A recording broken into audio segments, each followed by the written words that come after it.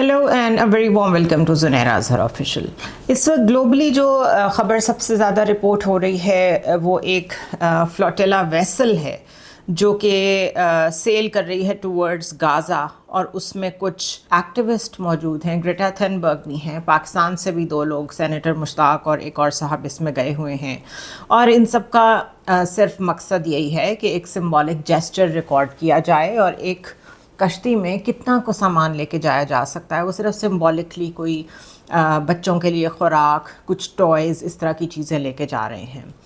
लेकिन इनसिक्योरिटी का आलम ये है कि इज़राइलीज़ इनको भी इंटरसेप्ट कर रहे हैं। उसकी फुटेजेस आ रही हैं कि वो बोट के ऊपर जाके लोगों को वहाँ से अरेस्ट कर रहे हैं और गाज़ा तक पहुँचने से रोक रहे हैं।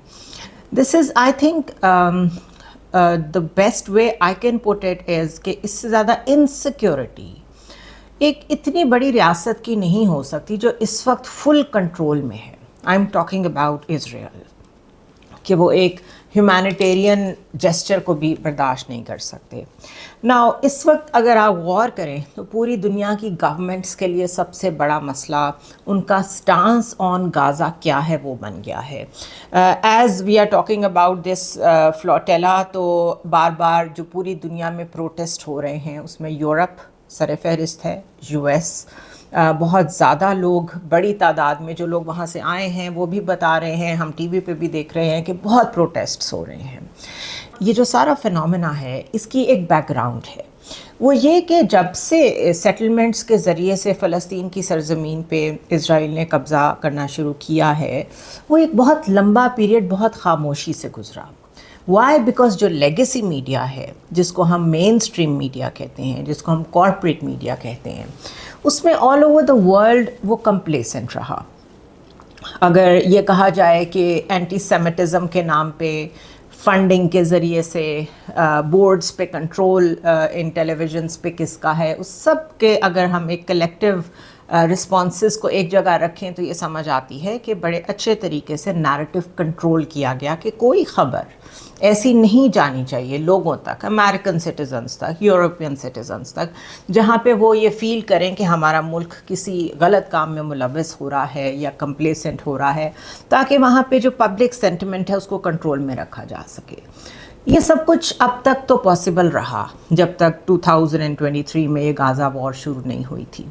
उसके बाद ये इम्पॉसिबल इसलिए हो गया बिकॉज़ जो लेगेसी मीडिया था सिर्फ वो ही इन कंट्रोल नहीं था, सोशल मीडिया भी आ चुका था, डिजिटल एज आ चुकी थी।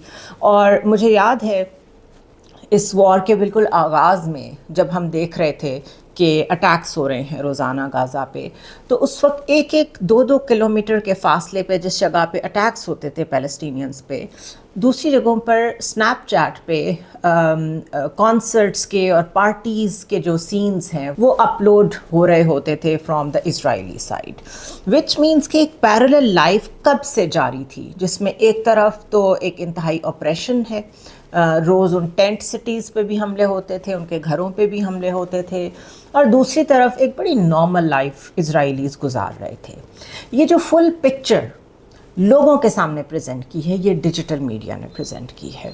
और अब बहुत तेज़ी से ये एहसास पैदा हो रहा है गवर्नमेंट्स में कि इस मीडिया को जो हमने कंट्रोल नहीं किया, उसमें जो हमारा नैरेटिव था ऑन डिफरेंट इश्यूज़ वो हमारे हाथ से निकल गया है।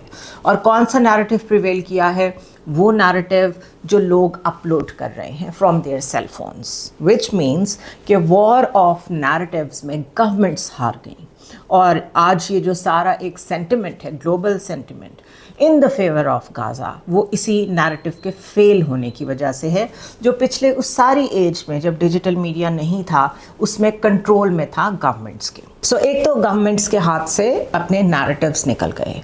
दूसरा प्रॉब्लम ये हुआ कि गाज़ा के इशू पे चाहे डेमोक्रेटिक गवर्नमेंट्स थी या कंजर्वेटिव गवर्नमेंट्स थी, वो सारे एक ही पेज पे थे, यानी वो सब प्रो इज़राइल थे। और अभी जब ये फिनोमेना स्टार्ट हुआ है तो इत्तेफाक से जहाँ जहाँ डेमोक्रेटिक गवर्नमेंट्स थी वो एक्सपोज हो गई, जिसकी सबसे बड़ी मिसाल यूएस इलेक्शन है, जहाँ पे डेमोक्रेट्स की गवर्नमेंट थी, बहुत अच्छे से चल रही थी, और फिर एकदम से गाज़ा के इशू पे ट्रंप को वोट ज़्यादा मिल गए और आज वो पावर में है।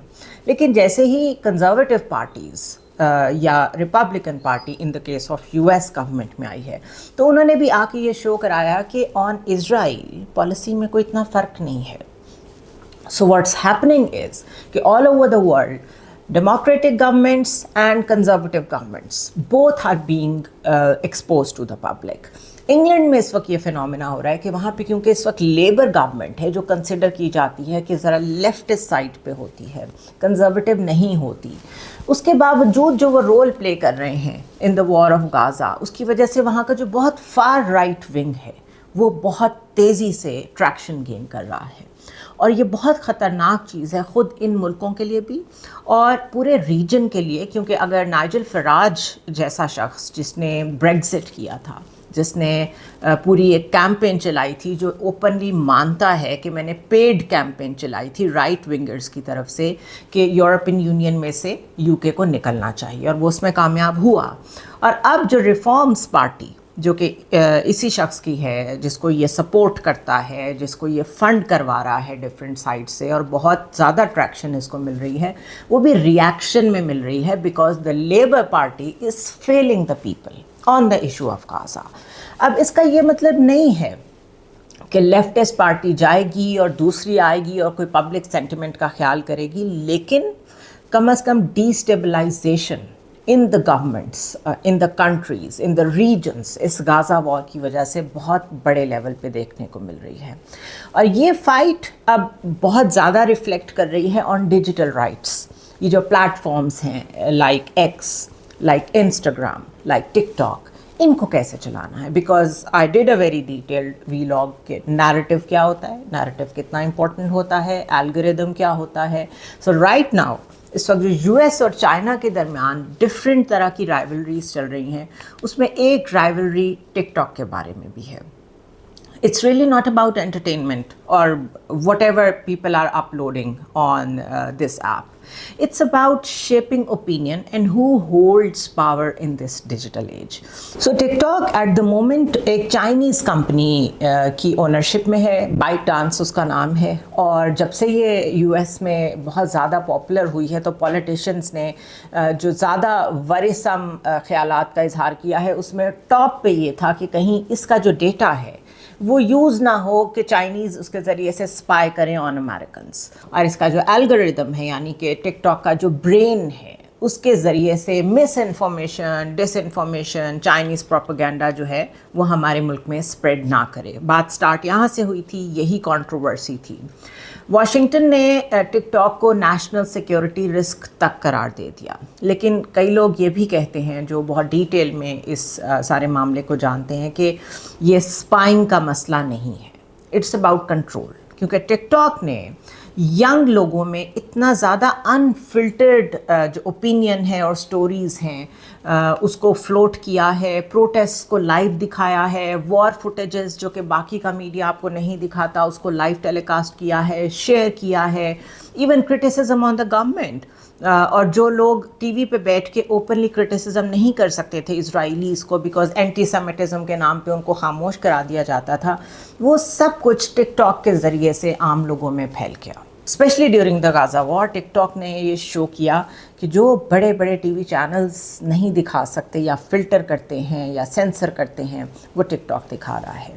बॉम्ब्ड हॉस्पिटल्स, फैमिलीज़ सोग मना रही हैं, स्टूडेंट्स प्रोटेस्ट कर रहे हैं, ये सारी voices directly from the peoples phone to masses. कोई एंकर्स की ज़रूरत नहीं है, किसी रिपोर्टिंग की ज़रूरत नहीं है, किसी पावरफुल गवर्नमेंट की ज़रूरत नहीं है.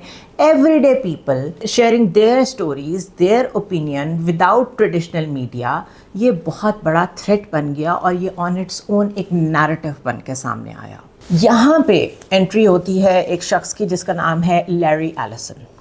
लैरी एलिसन एक अमेरिकन बिलियनियर है और ऑरेकल जो कि बहुत बड़ी US की टेक कंपनी है उसका फाउंडर है.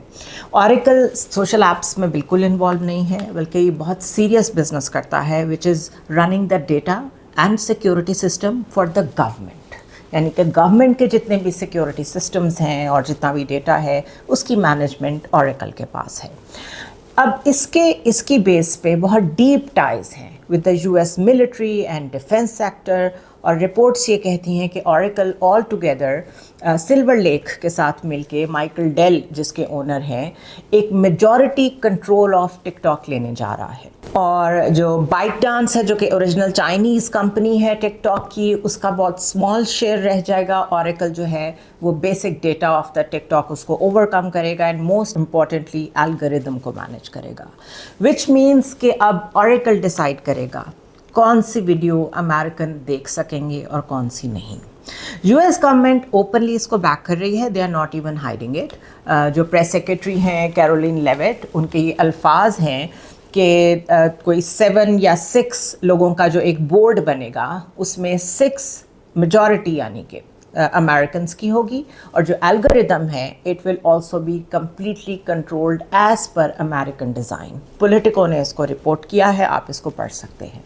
وائٹ ہاؤس نے ایک اور موقع پہ یہ کنفرم کیا کہ الگوریدم, کوڈ, کنڈکٹ, کنٹینٹ, اس کی ساری ماڈریشن جو ہے وہ یو ایس کمپنی رن کرے گی اور مانیٹر کرے گی انڈر ٹرسٹڈ سیکیورٹی پارٹنرز. یہ اگر آپ whitehouse.gov پہ جائیں تو وہاں آپ کو مل جائے گا. میڈیا رپورٹس یہ بھی کہتی ہیں کہ اسپیشلی پی بی ایس نے یہ رپورٹ کیا ہے کہ اوریکل جو ہے وہ ٹک ٹاک کے الگوریدم کو یو ایس یوزرز تک کون سا نیریٹو پہنچانا ہے اس کے مطابق ہینڈل کرے گا. بلومبرگ یہ کہتا ہے کہ یو ایس بائرز جو ہیں they will control the recommendation software and recreate the algorithm تاکہ امریکن ڈیٹا اور وہ سنک ہو سکیں. آسان الفاظ میں یہ جو آپ کے سامنے بار بار اشتہارات آتے ہیں یا جو ریکمنڈیشنز آتی ہیں آن یور فون, وہ بھی وہ کنٹرول کریں گے کہ کیا یوزر کے سامنے یہ ایڈ جانا چاہیے کہ نہیں جانا چاہیے. یہ بالکل وہی ہے جو 2023 میں جب سے غازہ وار سٹارٹ ہوئی ہے, if you do a single video یا کوئی چھوٹی موٹی سی ایکٹیویٹی وچ از سپورٹنگ غازہ, تو اس کی ریچ ہی یوٹیوب کم کر دیتا ہے, لوگوں تک وہ پہنچتی ہی نہیں ہے. Lot of people tell me کہ بہت دنوں سے آپ نے ویڈیو نہیں کی, تو ویڈیو میں نے کی ہوتی ہے لیکن اس کی جو ریچ ہوتی ہے وہ کنٹرول کر لی جاتی ہے, تو وہ لوگوں تک پہنچتا ہی نہیں ہے. سو اب یہ جو نیا الگوریدم کنٹرول آ رہا ہے یہ بھی یہی کرے گا کہ امریکن یوزر تک کیا پہنچنا ہے کیا نہیں پہنچنا وہ اسے کنٹرول کریں گے. So this is not just about safety, it's about steering and controlling what you should see and what you should not see. This is part of a bigger story. Technology کو اب آپ یوں understand کریں کہ it is as powerful as any deterrent, nuclear deterrent, یا کسی کے پاس بہت پاورفل جیٹس ہیں تو یہ بالکل اسی طرح it's very important now for the military forces as well. Recently Microsoft کے بارے میں آپ نے سنا ہوگا کہ اس نے اپنی کچھ سروسز جو ہیں اسرائیلی ملٹری کو دینی بند کی ہیں کیونکہ رپورٹس لیک ہوئی تھیں جس میں اسرائیلی intelligence was using Microsoft's AI and cloud system to spy on the Palestinians, even recording their calls کہ وہ کیا بات کر رہے ہیں, اور اسی کے ذریعے سے اسی کی بیس پہ ان کو ٹارگٹ کیا جاتا تھا. اسی لیے 84% کیجولٹیز جو ہیں وہ سویلینس کی ہیں. جب یہ رپورٹ لیک ہوئی اور مائکروسافٹ کے ڈفرینٹ ایونٹس پہ ان کے اپنے ہی لوگوں نے, امپلائیز نے اوپن پروٹیسٹ کیا اور بات کھل کے سامنے آ گئی, تو ان لوگوں کو فائر تو کیا ہی گیا, لیکن اس کے بعد پھر اپنی ریپوٹیشن کو تھوڑا بہت بچانے کے لیے مائکروسافٹ نے کچھ سروسز جو ہیں وہ روک دیں اسرائیلی ملٹری کو دینا.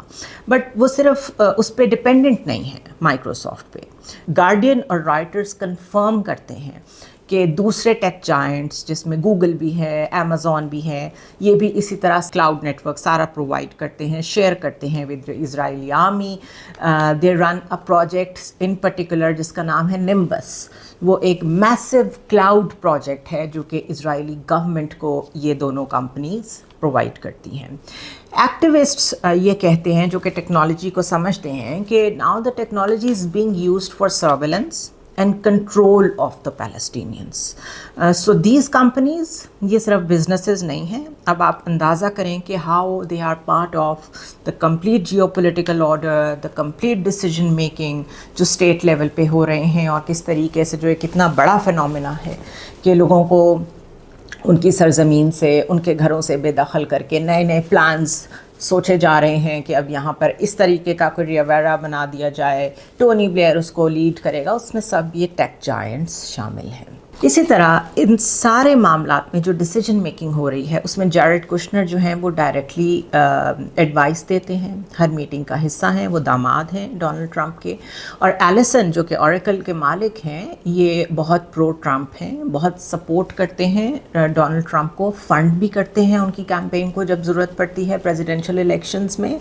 और इसीलिए ये जो जितना भी शेयर ओरेकल ख़रीदेगा उसमें कहा जा रहा है कि जैरेड कुशनर यानी ट्रंप के दामाद का भी शेयर होगा।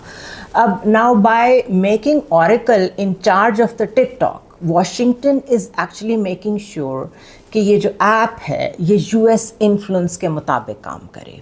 लैरी एलिसन्स कंपनी, मैंने आपको बताया, it is tied to defence and data of the government, so the US sees him as a safe partner, जिसके होते हुए वो जैसे चीज़ों को मनूवर करना चाहेंगे वो कर सकेंगे। Why now?